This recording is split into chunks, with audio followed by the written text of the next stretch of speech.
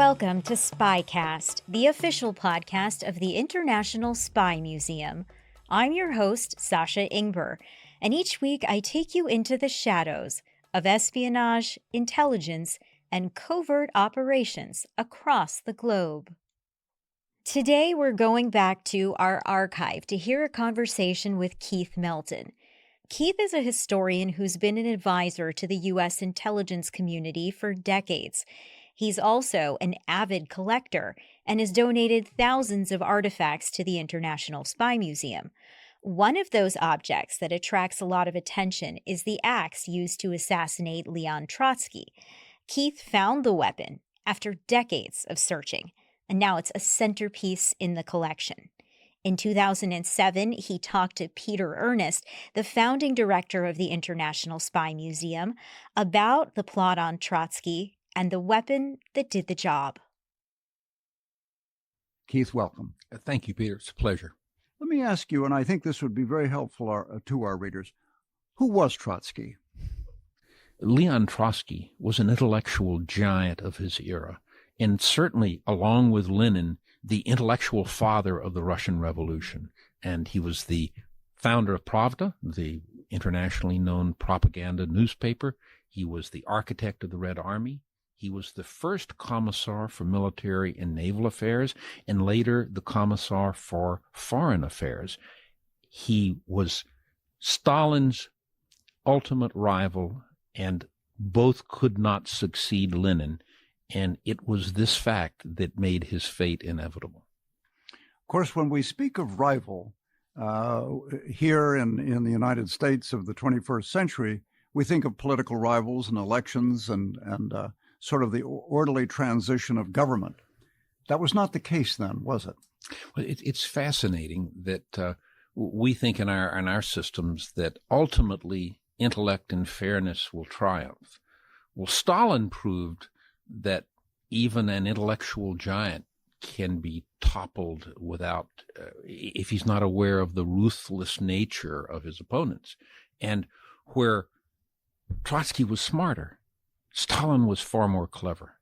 And Stalin essentially was a minor figure during the Russian Revolution, but rose quickly to power through establishing and understanding the power of a bureaucracy.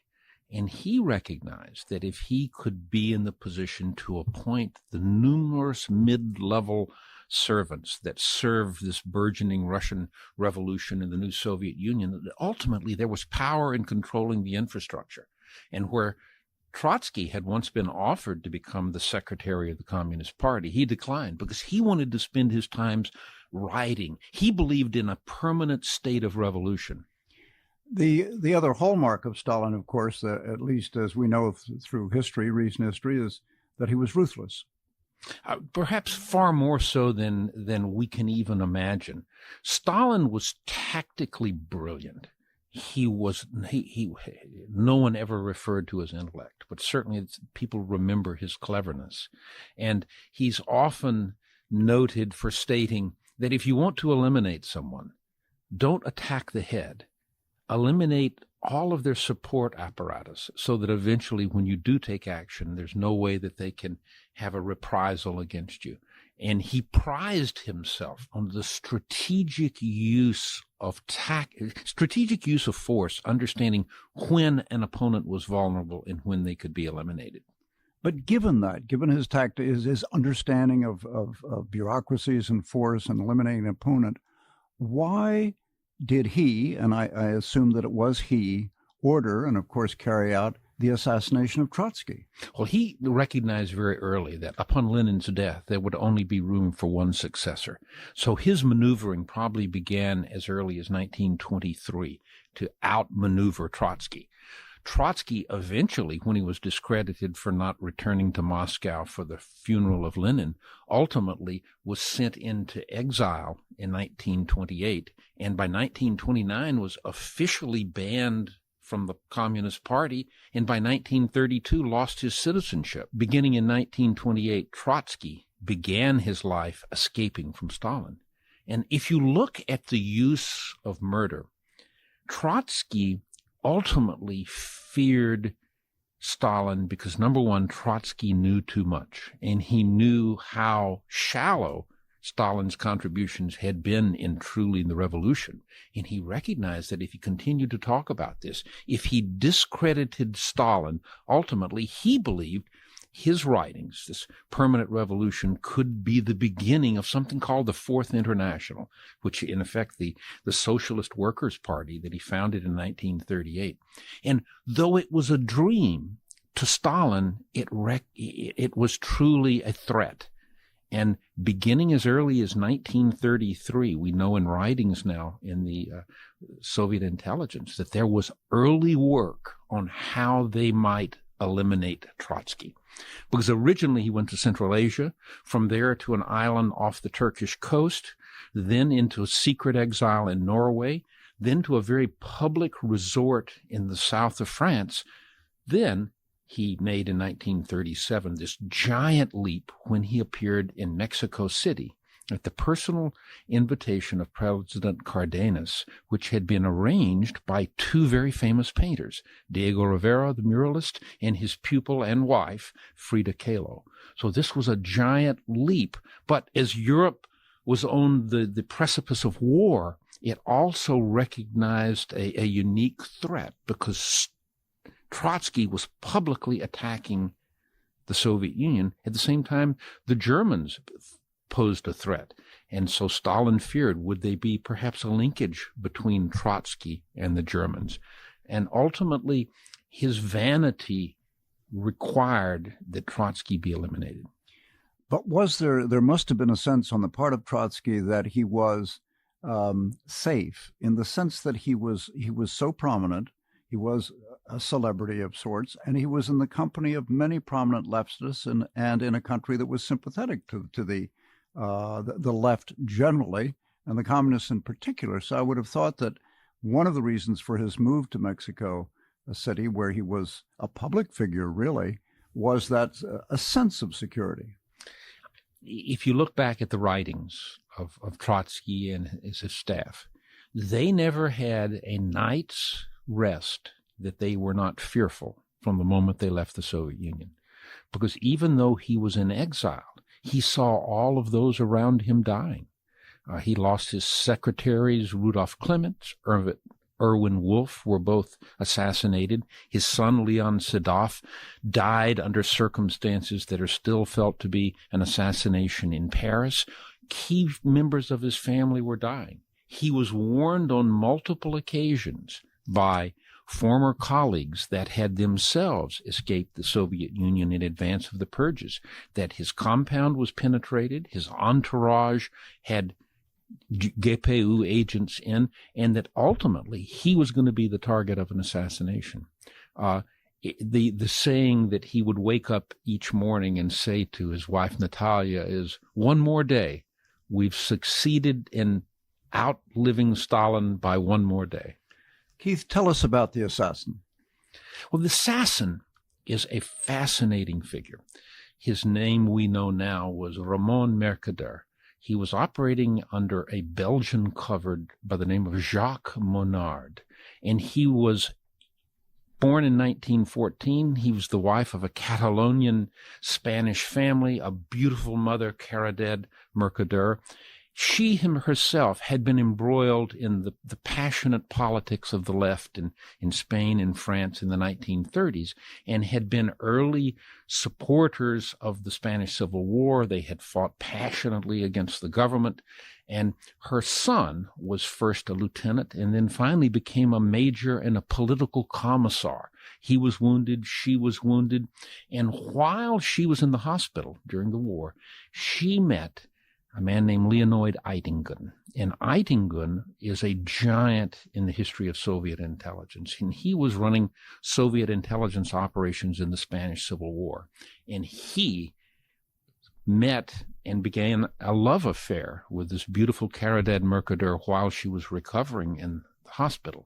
And there recruited her into Russian intelligence and her son.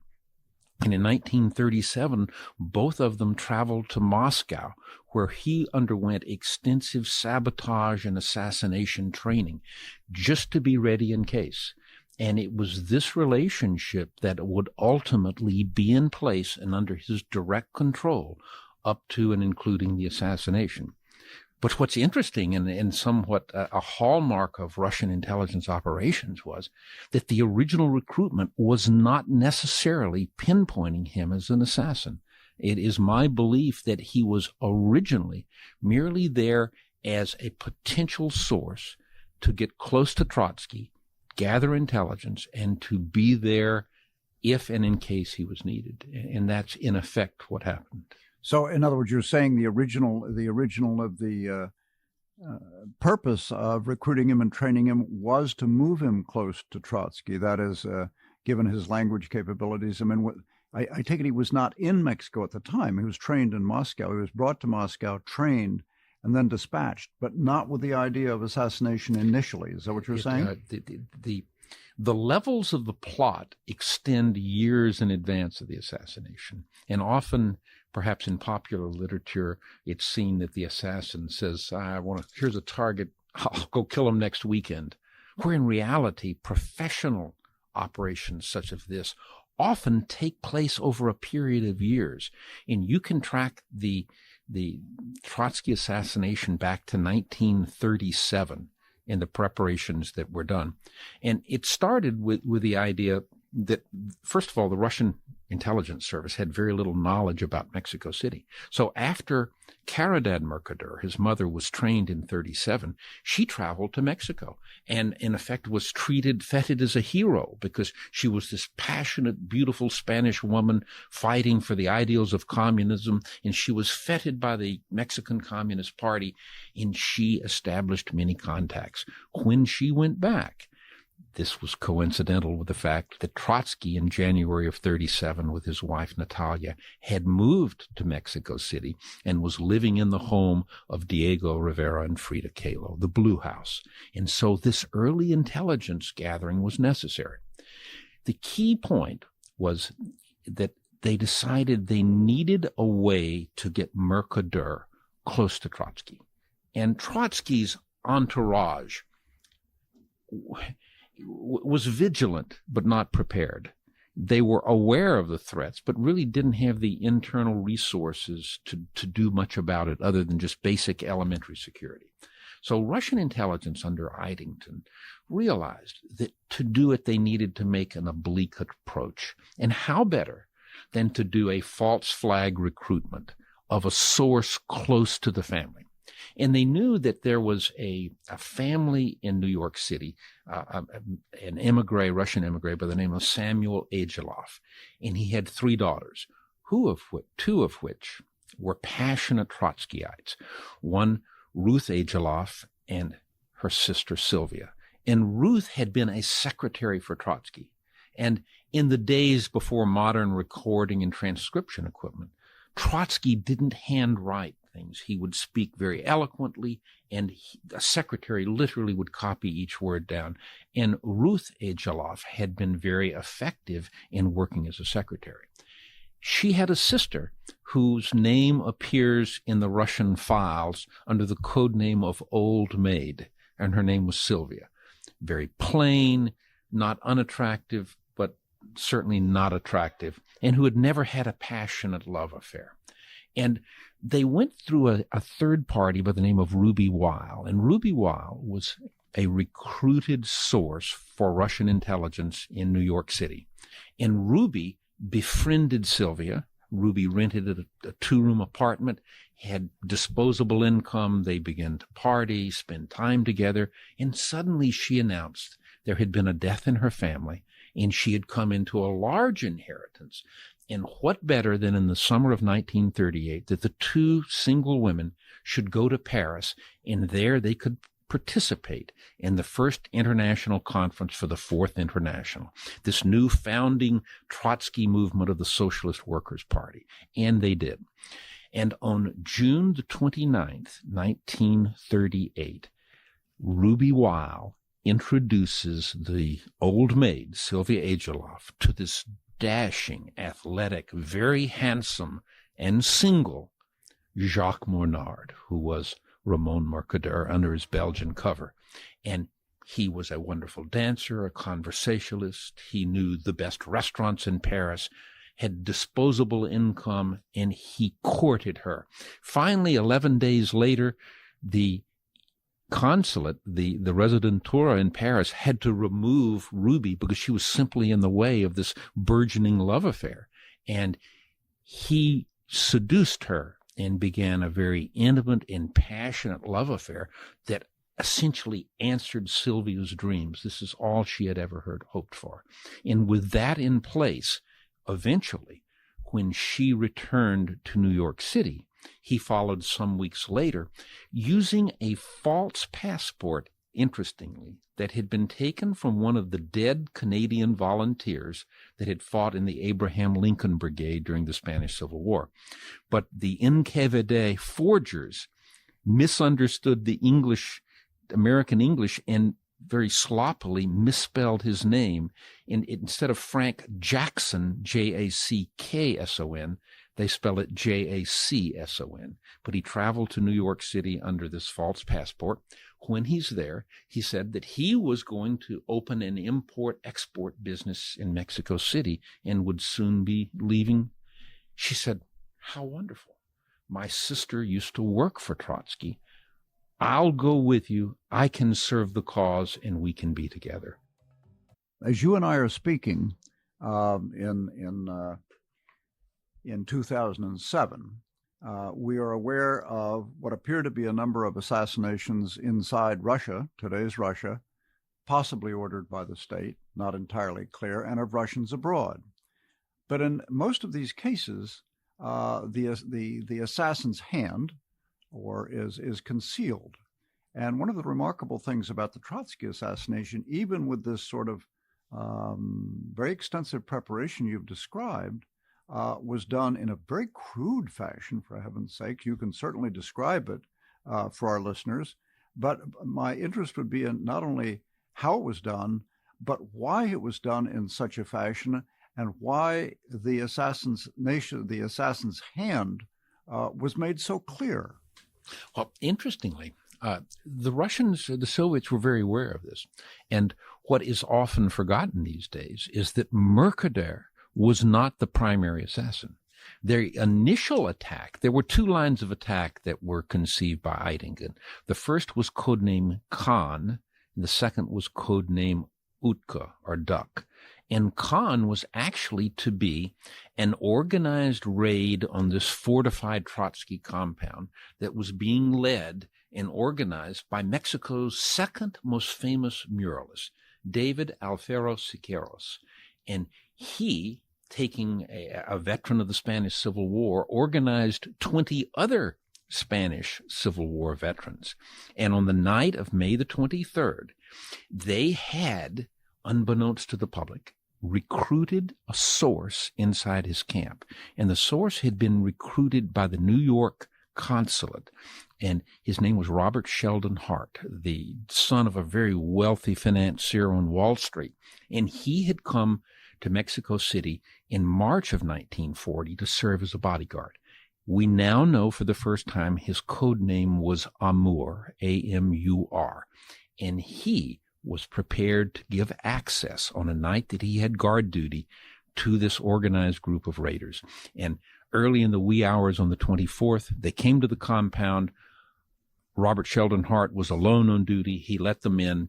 20 men armed with pistols, incendiary bombs, and Thompson submachine guns stormed the compound.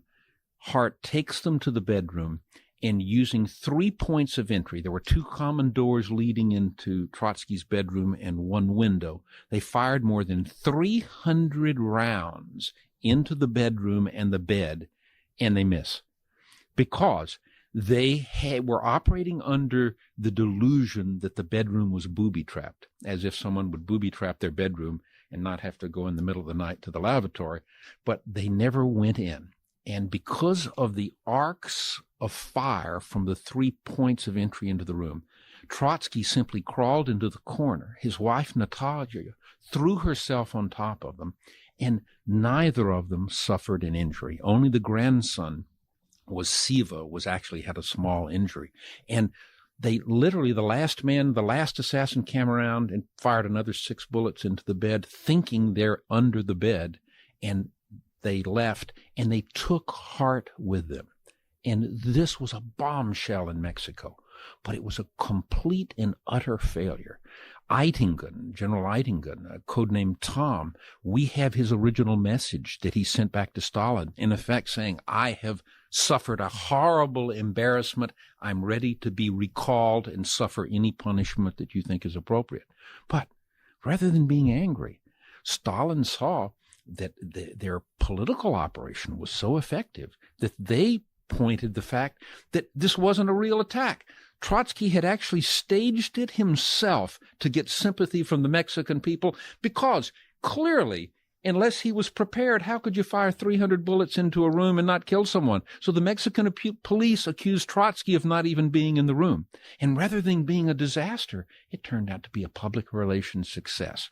4 days after the attack, Mercader, who had only been an ancillary role, he had dropped Sylvia Ageloff at the compound and picked her up each day, slowly ingratiating himself with familiarity with the guards.